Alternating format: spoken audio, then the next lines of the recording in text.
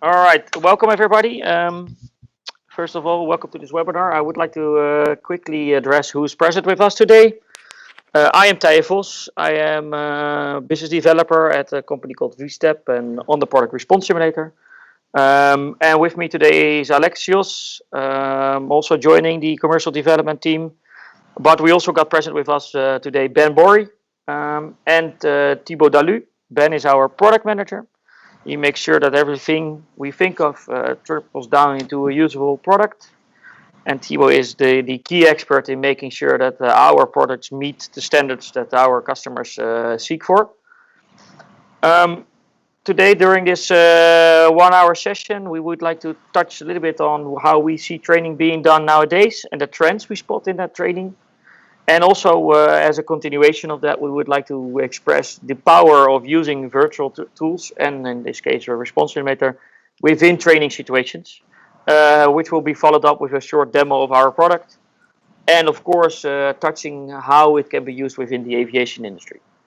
We're lucky to also have a guest today with us, which is visible on the camera, which is Matej Koenen, both on the picture and on the screen.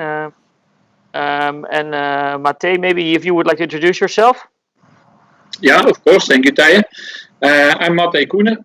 Work for Lion as a consultant trainer, a rescue consultant trainer. We have started to use VStep and explore the possibilities of it. And we've seen it's a real nice, great tool. And that's why I'm glad I'm here and I can be present of this presentation. About aviation, did some aviation trainings in the past, not with virtual reality, but real life training. So all knowledge I have gathered in the past we can use to get used to this new tool of virtual reality. For us, new tool, huh? Thank you, Matej, and I will pull you in a few times during the presentation if I need some assistance on our knowledge. I'm going to give the word now to Alexios to introduce the company and how we see training being done nowadays. Yeah, thanks Thije, thanks Matej, and of course to everybody joining today. Pleasure to have you all. So I'll get right into it. We're, as already mentioned, with VStep. We've been established back in 2002, so we've been around for quite some time now. And we consider ourselves to be leaders in virtual safety training software, but also in maritime simulation. So that's another division of ours where we build full-blown maritime bridges, ship decks. And we're about 70 employees at the company, which is really nice because everything is developed in-house. And just a quick word on the images that are included here. So on the left-hand side, that is the building where our office is located within our simulator. And on the right, that's a screen capture from Google Maps. You can see the amount of realism that is visible in Response Simulator. But yeah, that's in a nutshell who we are.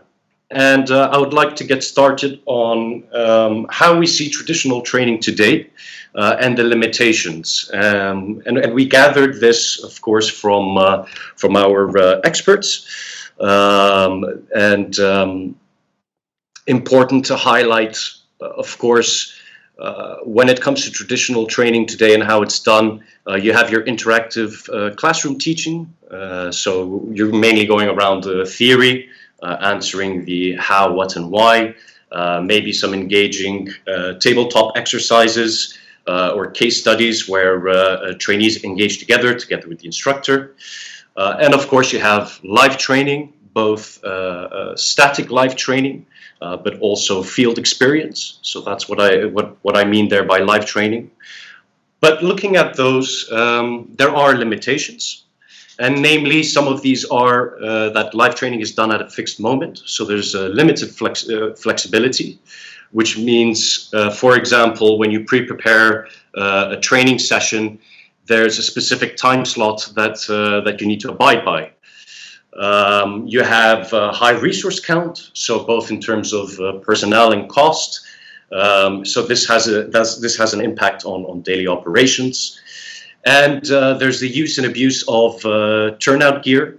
And there's also sometimes, depending on the organization, a necessity to hire training gear. So this goes back into the previous limitation of increased costs. And to just continue on, you also have the wear and tear of general firefighting and rescue equipment. So for example, the use of your crash tenders or certain chemicals used to suppress fires. Also in terms of the environment and the trainees' physical stress, but also instructors. And correct me if I'm wrong, Matej, here, but absolute maximum number of trainings that you could expect in a day would be around 4 to 5 sessions. Again, due to the above mentioned points on the environmental and physical stress that comes with live trainings.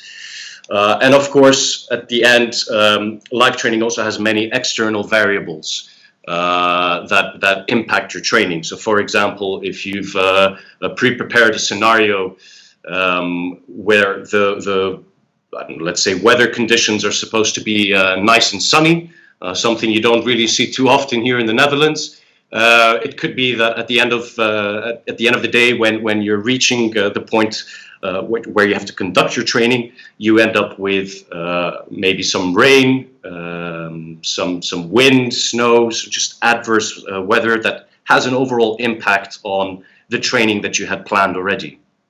Yeah, maybe I can add something. Because what I want to add is that the real life trainings is still needed. This is not a replacement; it's an add-on.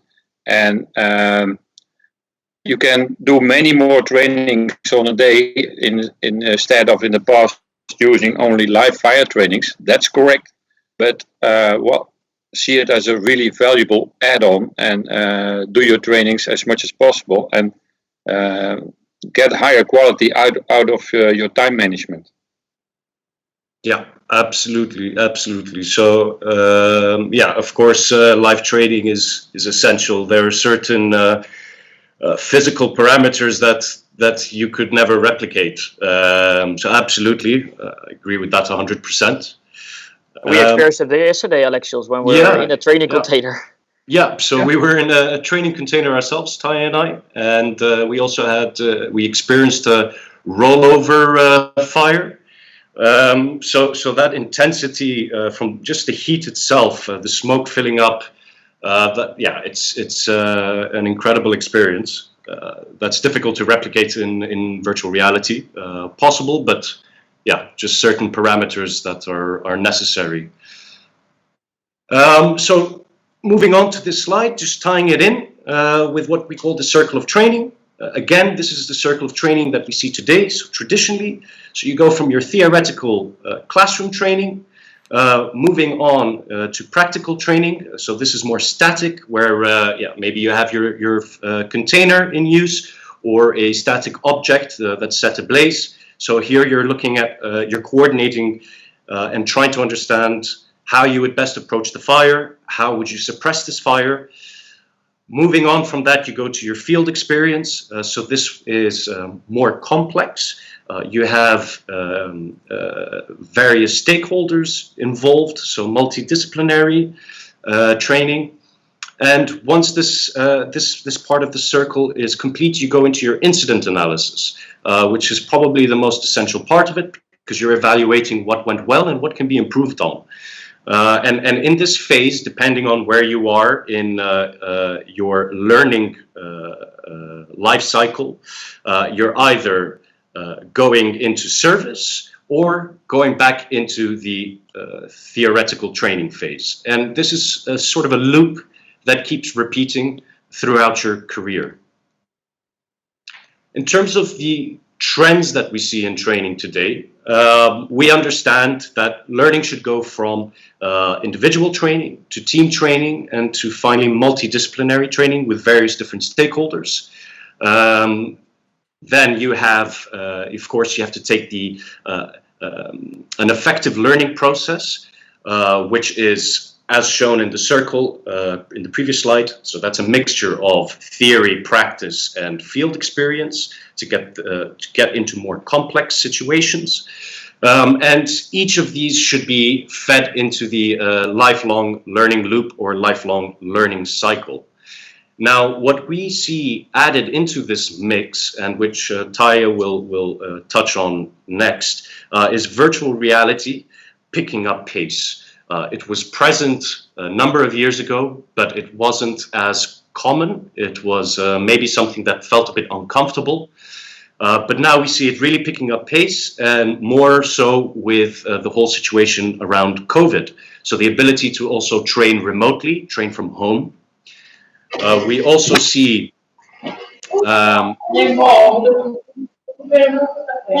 sorry, there seems to be a microphone that's on. If you could please mute yourself. Yeah, great. I have done the muting. Okay, great. So you also have simulated engineered learning. So that's a new trend we see as well.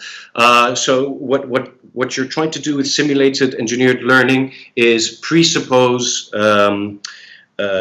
set parameters in terms of the outcome of a training. So you put your trainee through a scenario where you already know what the outcome would be. And this allows them to pose more questions and to really think on their feet.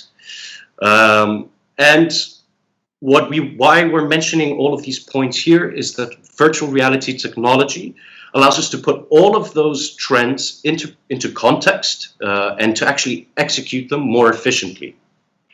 So taking all of this and understanding in terms of traditional training and the trends we see and the inclusion of virtual reality, I would like to hand over to Taya, who will talk about power of virtual reality. Yeah, so to continue on where Alexios left us, we see that virtual reality actually fits in pretty much any section of that circle that Alexios just showed us. So to elaborate on that, and I will later elaborate that with a little of some images, we see that a virtual tool could absolutely add something to your interactive classroom training, both by making your classroom more interactive, by showing situations and talking about certain situations, but also bringing some of that classroom training to a home situation. So taking parts of that training, do it at your own time, at your own moment, with the use of a VR solution. And during this classroom and theoretical training, it also allows you to prepare yourself before you go out into a practical training.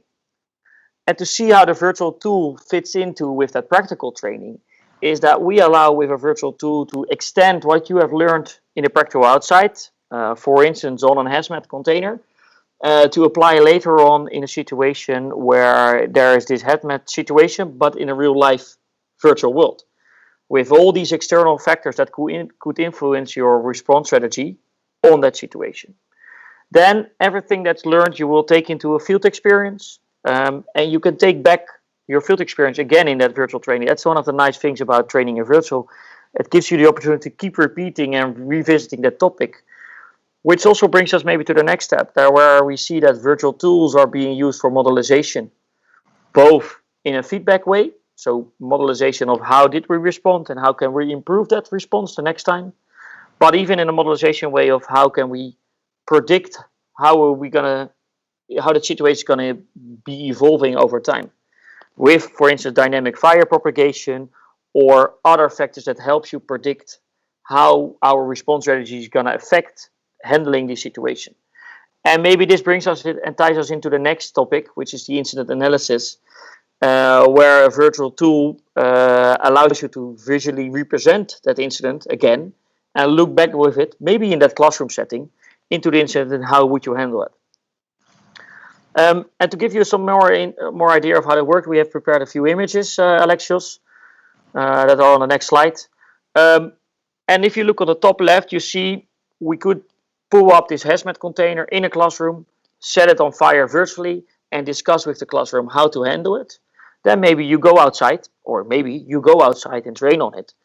And in the top right corner, you apply your learned knowledge in an actual situation where a tanker with some flammable liquid is parked in a petrol station, where there's maybe somebody inside of it, and apply the learned knowledge of how to fight the fire on these on this situation, including all the external factors that could be present.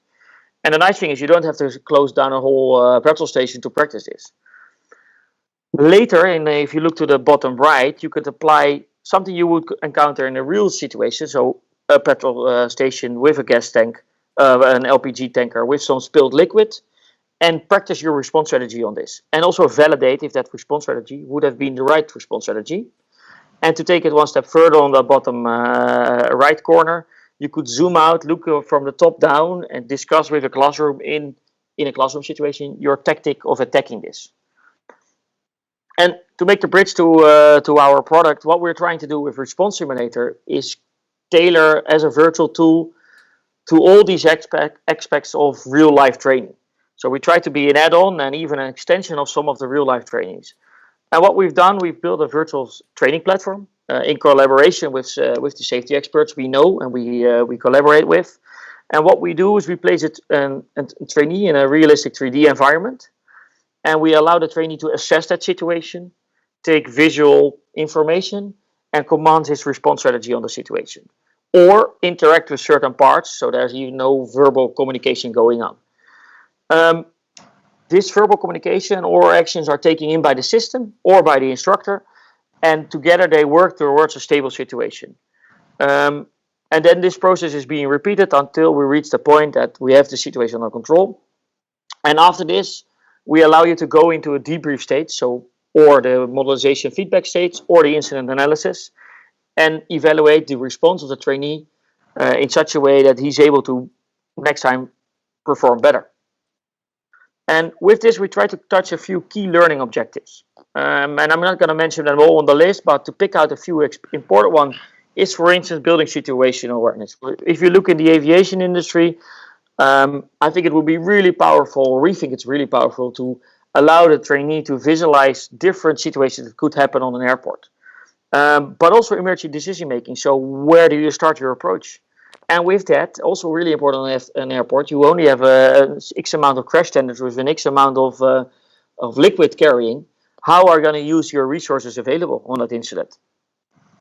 And as the commander, it allows you to train your command and control and practice your leadership on that situation.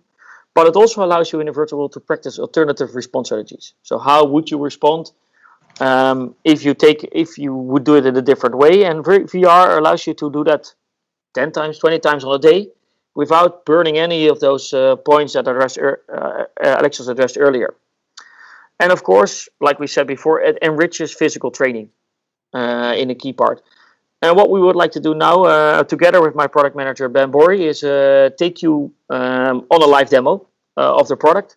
I'm going to take over the screen share in a few seconds from Alexios. I'm going to fire up the product in the meantime. If there are questions, do not hesitate to put them in the chat now or open up the conversation while I fire up the product. Maybe Ben can give a signal of his presence in the meeting. Hello, everyone. I hope you can hear me. Hi, Ben. So I'll be joining here and talking you through an introduction to the software. I think Tyre, as he said, is now in the process of starting it up. Yeah. So we'll be looking at the instructor view, which is the view the instructor sees when running a training, but also can use when you're creating a scenario. Because we're only able to share one screen, we'll have to basically show the trainee view as a pop-up window sharing the instructor view. But in reality, of course, whenever you conduct a training, you'll have the instructor on one screen and a trainee on another screen, which is set apart so they don't see each other. Of course, it's also possible for the trainee to use VR goggles. That's another method of viewing the scenario and joining as a trainee. Ben, let me know if you see something loading. I see everything there. So what we see here is the load screen, and this is the screen where you can choose a scenario to load. So at the moment, Tyre has just the one scenario, the airport demo, which is in the process of loading. You can see loading just takes a few seconds. Depending on complexity, it could be anything from 5 seconds to 20, something like that. So what we see here, this is the instructor view. In the middle, you have a 3D window, of course, where you see your scenario. On the bottom, you have an object library. So this is where you can find all content that is available either when you're building a scenario or even during a scenario. If your trainee requests particular equipment, you can find it and on the fly add it in. So we have several hundred objects here, aircraft, characters, different pieces of equipment that you would possibly need during a scenario. Yeah, I think Alexios counted them recently. I think there were around 700. Yeah, and they're growing over regularly 700. as well. Over 700 even, all right. So with every release, we add new content as it's requested. And of course, as industries evolve and new equipment is developed, we'll add virtual versions to make sure that we're up to date. So yeah, on the left-hand side of the screen, this is a sequence editor. So what this allows you to do is basically create actions. So you can create animations, you can create strings of events, and then with a single click, you can execute them. So we won't be using this today, but basically it's a tool to allow you to execute complicated behavior with a single click. So basically what you would do is build functionality which would reflect a typical command from a trainee, and then you can just execute that with a single click. To finalize this quick tour of the interface, on the right hand side here, you can see we have an overview of our weather. So you can change everything here from wind, your time of day. The time of day is an interesting one because you can see there's also a date there. And this comes into place when you have a real world environment. So let's say we've built your actual airport. What we can do is code in the geographic coordinates, and then at any given date or time, the position of the sun and all other celestial bodies will be accurate. So this could be useful if, for instance, you wanted to reconstruct an incident where visibility was an issue. You just encode in the time and date here, and it will represent exactly as it was at that point in time, at that date. All right. So yeah, what you can see where Tyre's cursor was just down on the top right, this is a list of all objects that are currently in your scenario. So you can see by clicking these, they're selected. And once one is selected, you can see a series of properties. So every object has its own unique properties, and you can see these in the lower part of the right-hand interface. So maybe what we could do now is just give you a quick tour on how RS can be used as a trainee. So you can see here we have 3 crash tenders, but there's also a character in between there stood. So the usual and most obvious method of joining as a trainee is to literally play the role of that character. So as you can see, Tyres now right clicks on the character, it brings up a context menu, and then you can see we have a window looking from that character's perspective. So as a trainee, you can control this character and now participate in a training. As I previously mentioned, this would normally be on a separate screen. Your trainee would not be able to see your instructor's screen. So you would just be able to see through this vantage point. And then you could start to act as a trainee to basically verbalize commands in which to de-escalate the scenario. What you can also do as a trainee is enter a vehicle and even drive it. Firstly, before we do that, Tyre, you show the binoculars. I think that's quite a nice function to show that you're able to use binoculars to zoom in and look at different aspects. Okay, so Tyre's now driving around. You can see driving towards the scene. So what we've done is placed an aircraft here, and there's an engine fire here, which Tyre, you had some narrative about this engine fire, didn't you? Yeah, so the narrative would be, in this case, it's not an engine fire, but the landing gear is on fire. He had to do a turnaround. He came in with quite a heavy, just below maximum landing weight. And to get stood still on the runway, he had to apply full braking force, and that set off his braking pads, which is quite a common situation happening in the aviation industry. Common, it happens. So in this case, I drove up to the incident. Normally, that wouldn't be my role as a driver to also be the commander, but I do a multi-role today, and I approach it, and I could take out, for instance, my binoculars to take a closer look at what's happening here. So I see smoke development and also see some fire. And from this perspective, I could start commanding certain actions. Exactly. What we could also do even maybe what we can do before we start commanding actions is show you a third method in which you can join as a trainee, and that's to use a CCTV matrix. So essentially what you can do is you can simulate multiple CCTV cameras that are located around the airport and view them all within a camera matrix. And these cameras can then be controlled, so they can be rotated, they can be zoomed, and they can be maximized. And the great thing about this is you can actually simulate the real world camera locations that you have on your premises. And so this allows you to exactly replicate the viewpoint that you would have in reality. Often this is a role which is quite challenging to train because CCTV operators rarely have anything to do. So by being able to simulate their cameras, you can put them in difficult situations where they would need to respond. For this purpose, Ben, I set up one camera on the control tower and one here on the grass. Of course, these are maybe not real locations, but just to show. I just click Add Camera Matrix, Trainee Layout, and within a few seconds I have the situation on my screen. I can, of course, control and select these cameras, zoom in, zoom out. Do everything you would like to do with an actual camera. So you can place multiple cameras here. In this case, we just have 2, but you could have a matrix of 3 by 3, which would give you 9 cameras, all available at once. So the other beauty is that you can join all of these separate methods together in a single training. So you could have one trainee which is controlling the camera matrix, another one which is driving a vehicle, and another one which is the actual person that's the incident commander walking around. And then they would be placed physically apart so that they would have to verbalize through radio their communication, because maybe they have a different operational picture based on what they're seeing. And so then they need to build a common operational picture and then together command response strategies to what they're seeing. So as you see, Ben, now I have put them all in the same from the same laptop. So I got the CCTV camera and the character and the instructor station running at the same time. Great. Yeah. So obviously these pop-up windows you're seeing would normally be placed on separate computers that are physically apart, but in this case you can see them all together. So yeah, maybe we could show a few other bits and pieces of functionalities that you have as a trainee. Yeah, I'm controlling the trainee now, Ben. Great. So maybe we could start with the actual crash tender and show what we have with our auto aim functionality. Yes, of course. So I'll put this window aside for a bit.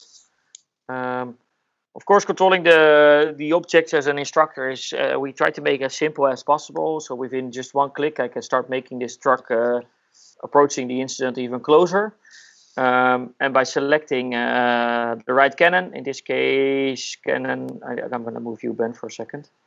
I can set the target, select the fire, confirm, and it will start spraying towards the incident. As you can see, we're not close enough. It's not reaching the truck, so it will know its limitations of what these types of crash tenders can do.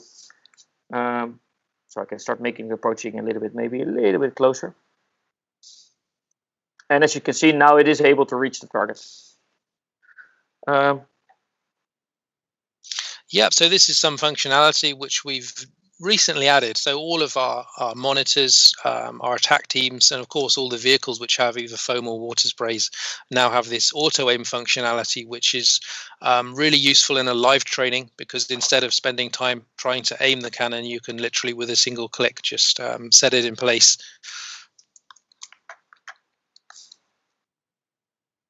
And of course, as a trainee, you have binoculars with you, but also the different meters you would have as an incident commander that could be of use during your attack strategy. Exactly. So maybe we could just show the way that you can change the incident on the fly. For instance, we could escalate this fire. As an instructor, if you're not happy with the way your trainee is responding, you can very easily on the fly escalate the situation, make the fire grow. You could even change the color of the smoke to indicate that a different material is now on fire. So we've got a very extreme fire there. But I thought for the sake of it. Go for it. But yeah, you can change all of these properties on the fly within a few seconds so that you can give a very different picture of what's happening. I think now we have some bright red smoke, which is not what you'd normally see, but it allows you to, of course, indicate what's possible. And I can, of course, revert what I just did within just one click. Yeah, maybe we could quickly show how you could build something up. Yeah. By let's just drag an airplane into the into the scenario, and how about we simulate some kind of a leakage? Yeah. Just to show you how quick and easy it is to set something up on the fly.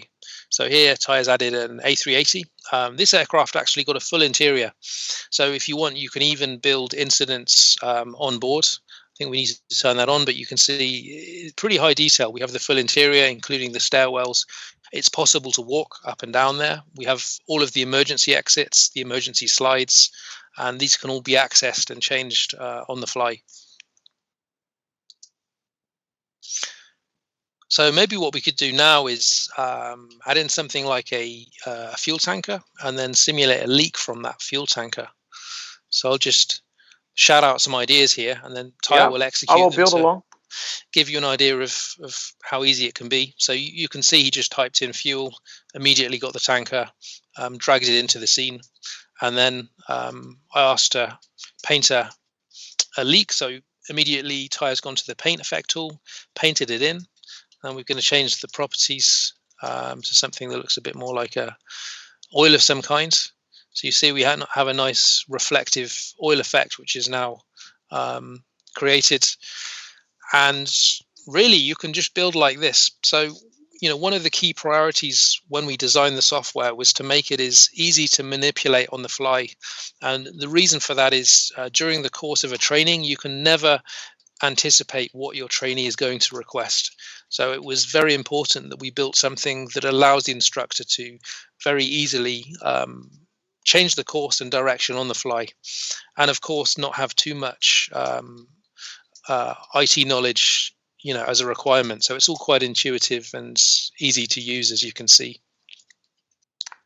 So I gave the character some animations, like he's asking for help, something's happened. And of course, populating the environment to give it more the feeling that it is actual an airport situation. It's really quick and easy as well. I can pick out the baggage truck, put one here, add this one in multiple. And within just a few seconds, I have a truck parked with multiple baggage carts behind it. Yeah, so basically you can start building things up very quickly, but even more importantly is you can respond to your trainees' requests, because the way the scenarios will normally evolve is that you'll have a trainee who is a commander of some form. They will see an incident, and then they will need to issue commands to de-escalate the incident. And so in that case, they'll be asking for equipment, they're asking for particular actions to be performed, and as an instructor you will be executing those, and that's why the fluidity and pace is quite important. Ben, if I can, sorry, if I can just jump in, there are a couple of questions that were asked. Go ahead. Yeah. Okay, so Woo-Sung is asking if the software can support multi-user operation. Absolutely. So you can not only support multi-user operation, but you can have different users with different roles. So for instance, you could have one user that's using a CCTV, one that's driving a vehicle, another one which is a character, and they would all be in the same scenario, working together as a team with different roles in order to de-escalate the incident. Yep. And Lucas Petrov is asking if the fire can acclimatize itself to the different ground textures and elevation. Climate to the different ground. I'm not sure what this question. Let me just read it again. If you're asking whether the fire will automatically propagate based on the type of terrain, that's not something which is in the standard software now, but we are building this functionality. So we already have a prototype for this which is working, and it's primarily for a different purpose, but ultimately this will allow a fire to grow based on the material it encounters. So it has fuels, and those fuel types will determine the speed of So yeah, this is something which we'll be working towards, and we may well add to some capacity in the standard software further along the line. But for now, the emphasis is on instructor control. So the downside of having a mathematical propagation is that you take control away, and it means that the way the scenario evolves is not predictable to your instructor. And this is something we've had very clear indication from our user base. It's not desirable. So basically what we allow you to do is, as an instructor, you can grow the fire on the fly, and you can control the direction and the speed in which it grows. And so this is the philosophy that we're using. Hopefully that answers your question. If it doesn't, please ask again. All right, he confirms. Question, Alexios. Yeah, go for it. It's great to hear about this team trainings, and many people can join one training. But do we all have to be in the same room? No, not only do you not have to be in the same room, but it's even possible to be in a separate country. So we've been testing recently and having trainees and instructors in completely different locations, even different countries. And the whole idea is that basically you just connect over the internet to a common server, and that server will coordinate the entire training session. Of course, it's necessary to have a fairly good internet connection on all computers to make sure there's not too much delay. But what I would say is that certainly a local area network would be the fastest scenario, but it's also possible even over the internet. Yeah, and to add to that, Ben, there are absolutely industry standard workarounds in case you don't have the computer on location with external software to have the computers running at one spot and be at a different spot. Okay. I see the hand raised from Woosung Kil, if I may say that correctly. Yeah. My name is Woosung Kil. Can you hear me? Yes, loud and clear. Yeah. It's very good software, I think. I also software development. It's very good software, and this software is adapted to the company. If it is, how many companies use this software? So indeed, the software is sometimes adapted to the company, depending on the region, the type of company, if it's a private organization or a public service organization. We are being used around the world in approximately 80, 90 organizations at the moment. 89 organizations. Yeah, and really? Also within, I think you are from Korea, if I'm correct? Yes. I'm working at the Korean Register, one of the classification society, like a DMVGL or ABS. So within Korea, we are active in 2 or 3 organizations, top of my head, and one of them is KF UBIS, which is KF UBIS, which is who builds a prevention system for high-rise buildings. Oh, really? So if you are in, I think the highest tower of Asia is in Seoul, and we have developed with them a training solution on that high-rise tower for emergency situations. Oh, really? Oh, that's very good. Okay, thank you. You're welcome. Yeah. Any other questions? Otherwise, I will think it's time to go back to the presentation. There are no more questions, Taya. Okay. Then I will ask you to take over the screen share again, Alexios. Ben, thank you very much for your help on this. Great, thank you. Thank you very much. Yeah, we're going to continue with a few slides. Here we go. So we thought to extend what we just show with a few examples that are being used within the aviation industry. We are active at some airports around the world. And what we see is they use the product the most for aircraft rescue. So typical incidents on runways or incidents you actually see on the top right, which is quite a heavy one. So let's hope that doesn't happen too often. But we're also being used for airport familiarization. So new entering an airport, having to get familiar with the ways around, but also the communication, for instance, with air traffic control, the navigation around the airport. And for that, we build complete copies of airports. We've just been seeing an incident at Changi Airport in Singapore, but we also have Schiphol Airport, our local airport, as a customer, or Brisbane in Australia. Of course, part of that, with our possibility to have aircrafts and airports with interior, we do allow for evacuation scenarios to be trained, bomb threats, terrorist threats, crowd situations, everything that comes inside an airplane or the interior of an airport. And with that, which also briefly touched by Ben during the presentation, is the terminal safety and security through CCTV, both camera placement as well as camera observation and understanding how to report what you see on the image. The most crucial fact of an incident response are the first 3 minutes where initial information is shared on the incident. And to open up the conversation a little bit, we are interested to see, how do you see VR training shaping the aviation industry, and what kinds of training would you see within your organization? I see that Mate has raised his hand right away. So Mate, please go ahead. Yeah, it's very interesting what we see about this example of VR training in aviation. I wonder, in real life trainings, we do aircraft familiarization as well. So we go to the airplanes and we see everything what's inside the interior, but also the safety precautions in the airplane and how to use them during an incident. Is it possible to do this in VR as well? Yeah, absolutely. My first thought is yes. We have airplanes, we have interior. I think we should maybe focus on the details in the airplane. So we have a general airplane layout. But yeah, if we would focus a little bit on highlighting those emergency options you have on board, why not?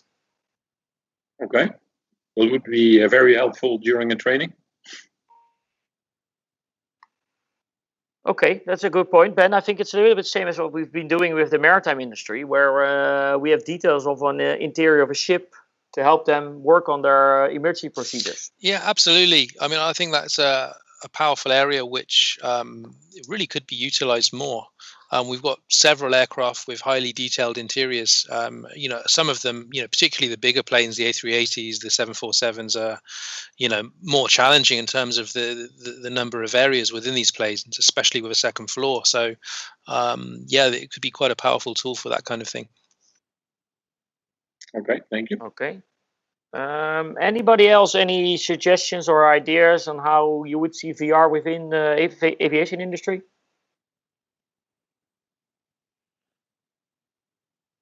I see that Mate raised his hand again. Is that correct, Mate? No, I didn't lower it. So that's you didn't unraise it. Yeah. All right.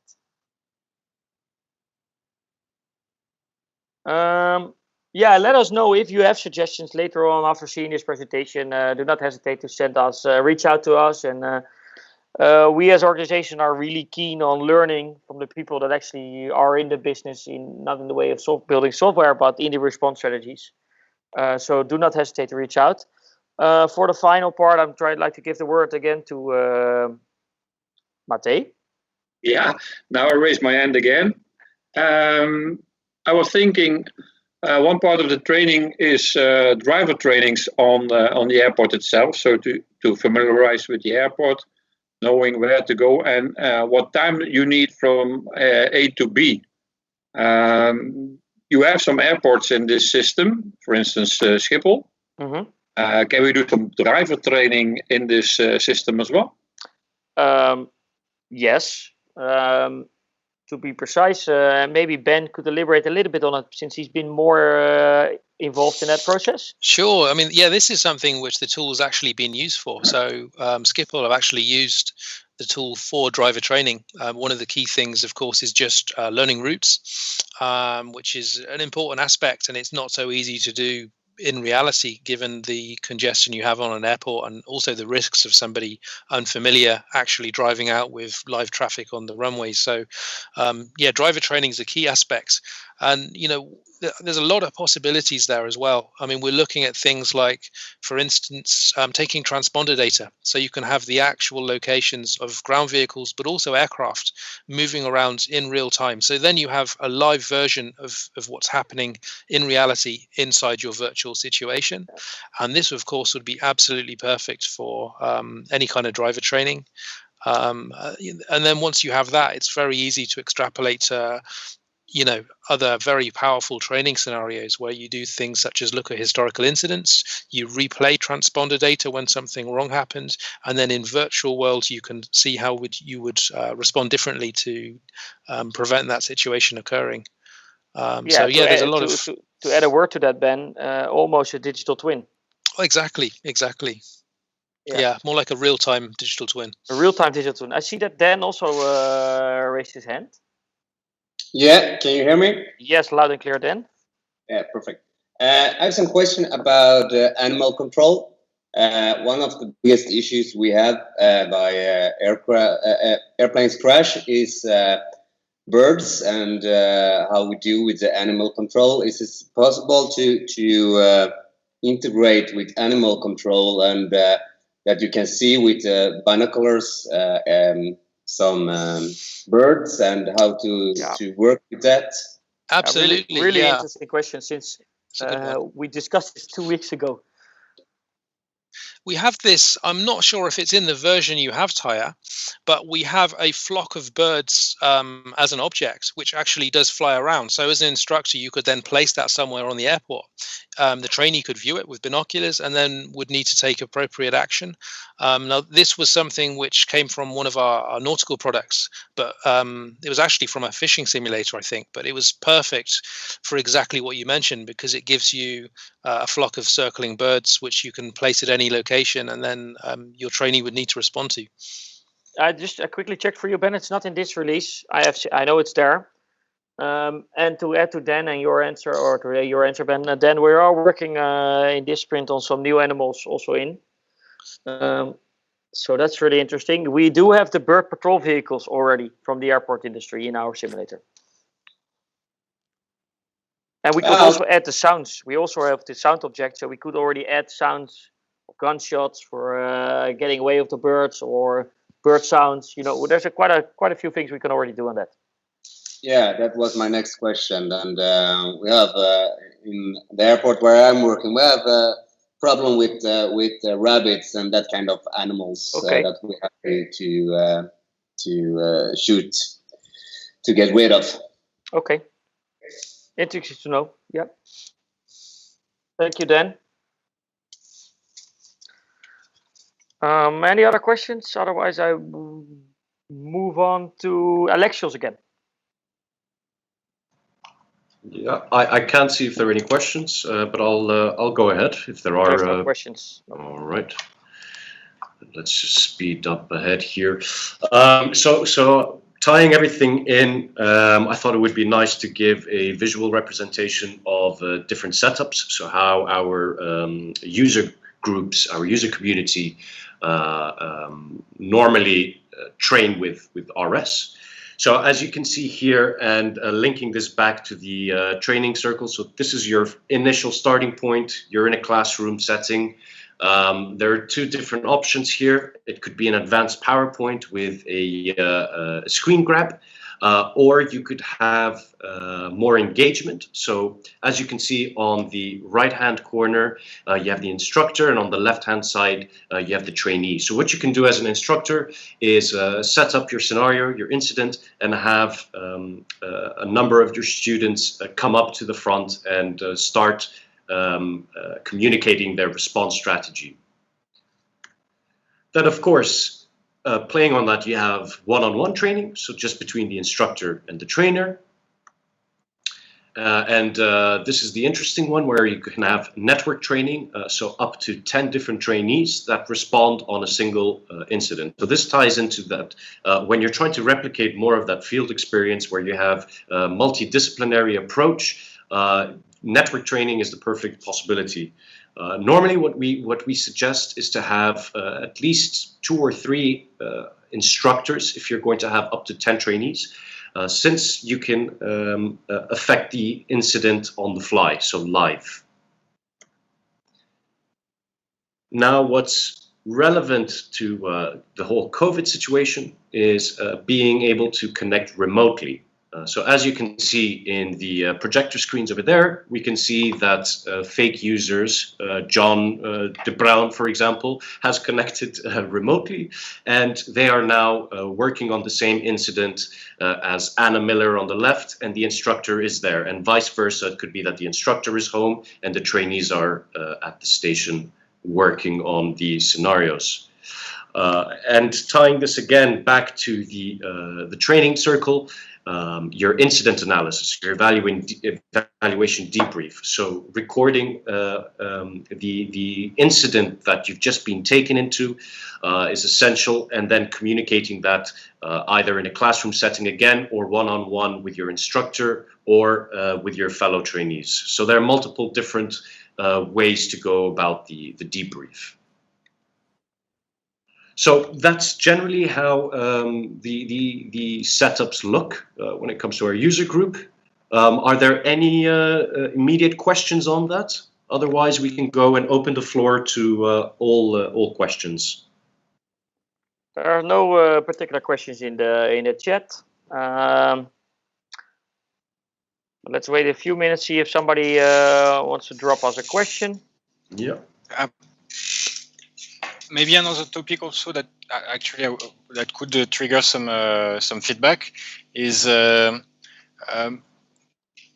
maybe some if anyone has also some how do you say if could describe the limitation, the concerns they would have, or the challenge they think they would have to adopt this kind of new tools and to transition to virtual and integrate virtual solutions within their trainings. If there is something specific also about the aviation industry that could make it more challenging.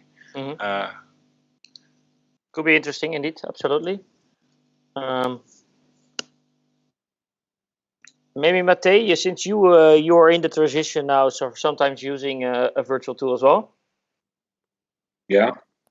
Well, I was thinking about the question what I just heard, but maybe you can repeat it again, because I didn't quite cope the question behind it. Sure. No. I'll try to rephrase it shorter. My main question would be to understand if there is something specific about the aviation industry that would make it harder or more challenging to adopt virtual training tools into the existing training. The existing training. Whether there is again something that would make it harder, or on the contrary would make it easier to integrate these tools. I would say exactly in the beginning of the training it would make it more easy, because procedure training, that's a big part of the training from the airport firefighter, can be done in the classroom together with more than 2 or 3 trainees, and I think you gain a lot of time using this tool next to the live trainings outside. Like we've seen, the possibilities I've seen is familiarization on the airport. You can drive around for all day without going outside and with all your attendees, and that's not only about the driving, but the familiarization of the airports. Like I said, procedure training, discuss procedure training together. People learn from each other. I think it's really valuable to use it like that. Okay. All right, thank you. I see that Dan has raised his hand, but there's also a few questions in the chat. I will briefly touch them, since I got quite a few short answers on them. On average, how much time does it take to learn RS? It depends a little bit on the feel you would have with a software, but if we would spend what we normally do, around 2 days of training on it, both 1 day of getting familiar with the product and 1 day of building your first basic scenarios, I think you are good to go for your first setup. Lucas asks us, so is the maximum total of people joining the session 10, or is it max 10 trainees? To answer, Lucas, we tested up to 10. Exactly, as Taya said. I mean, we're not really sure what the limit is. We state 10 because we've got close to that before we run out of computers. But that run really smoothly still. And it also depends very much on the complexity of your scenario. 2 people on a complex scenario could be the same as 10 people on a simple one. Yeah. To answer the question from Emilia R. Hi all, how many PCs do you need to run a multi-user session? Let's say you have 2 trainees. You need 2 PCs for that. One can be generated from the instructor station, and one has to be generated from an additional PC. So I hope that answers your question, Emilia, Lucas, and Julia. I see that Dan has raised his hand. So Dan, please go ahead. Yeah, I have a question about crisis management, how to handle passenger, upset passenger, angry passengers. I mean, for the staff that is working inside the airport when we have a crash outside, and maybe the passenger are seeing the crash through the windows. Mm-hmm. Can you work with add on some security guards and the management, how they will work with the whole simulation? We can absolutely integrate them in the same simulation. We're from their own perspective, so maybe inside the terminal. Regarding the response, we do have quite a large database of animations of the characters. But we are working at this moment with some specialists from the industry to further optimize the character responses then. So we are consulting with 2 large-scale organizations that handle over 8 million visitors per year, and they are only focused on spotting certain behavior to optimize our character animations to make them more real and more interactive. I could imagine that you could add a sound file to that animation, but that's something I imagine, to further enrich that animation with a spoken sentence or some sound, or I don't know yet how exactly. For now, you have to rely on the role playing behind it. Yeah, because I mean, as a smaller airport where I am from, me as a commander, I own the whole airport under the time the accident is. So I own the staffs that works in the terminal as well. Mm-hmm. So I need to communicate with the staff and where to everything is under my command. So it would be good to integrate that as well. Yeah, they can, without any extra effort, take a role in the simulation. That's already possible. Absolutely. Well, thank you. Okay. Sorry, Mr. Woonsoon Kiel. Maybe I don't say your name correctly, but there's a question. For constructing a VR environment, how do you get a detailed 3D database like airplane, helicopters, and etc.? Yeah, maybe I can step in and answer that one. So, yeah, I mean, basically, we can work if it's for a plane or a helicopter. Most important is that we're provided some images first of all of what you need. Mm-hmm. But for most of that, we'll work from blueprints, which we can get. They're publicly available mostly for any kind of commercial aircraft vehicle. So we'll take those, and then we'll make sure that it's highly accurate. So the aircraft we make are accurate to within a few centimeters. And then, but in terms of the environment themselves, so if you need us to make your actual airport, what we'll do is we'll work with a combination usually of CAD data. And so this will show things such as the building outlines, the ground markings, all of those kind of things. And then georeferenced aerial imagery, which is also important for the visual, so that you see, the correct, grass, the asphalt. Yeah, it's very difficult to get those kind of detailed 3D CAD data. No, well, normally every airport that we've interacted with has that data. They have departments within the airport that have that kind of information, because they use it for multiple purposes. Whether it's just reference for where certain things are or where they're maintained. So we've never really, when we're working directly with an airport, the data that we require is almost always available. If we were put into a situation where we couldn't get that data, we could still make a pretty good model just using aerial imagery from, say, like the sort of thing you see on Google Maps, in combination with a photo shoot. So even if we were just restricted to publicly available aerial imagery plus a photo shoot on the grounds of the airport, we could still end up with a pretty accurate representation. Yeah. For a realistic the training, it's very important to get the 3D a real 3D data. In the maritime industry I involved, that the ship 3D CAD data, to get the ship 3D CAD data is very difficult because it's very sensitive. We find that very sensitive informations. So we co-work with the shipping industry, the shipbuilding company, and yeah. Yeah, I understand. I mean, we do quite a lot of work making vessels and that kind of thing, and but we found that almost always, especially if you're working together with the operator or the owner of the vehicle or the actual location, that it's not difficult to get enough information to make a accurate model. Of course, if you have no contact, that's a different situation. But with something as large as an airport, even then, using publicly available aerial imagery, you can build something so within 50 centimeters accuracy usually. Okay. All right. Looking at the time, I think it's time to round it up. I would like to thank you all for your presence today. We're going to share the recording of this session with you. I would like to thank Ben, Thibaut, Mate, Alexios, Anne, and Sarah for supporting us on this session. Do not hesitate to send us any email or message or give us a phone call if you need any additional information.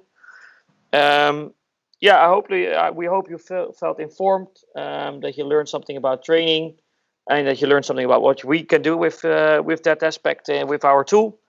And we hope to see you or talk to you soon. Have a nice day.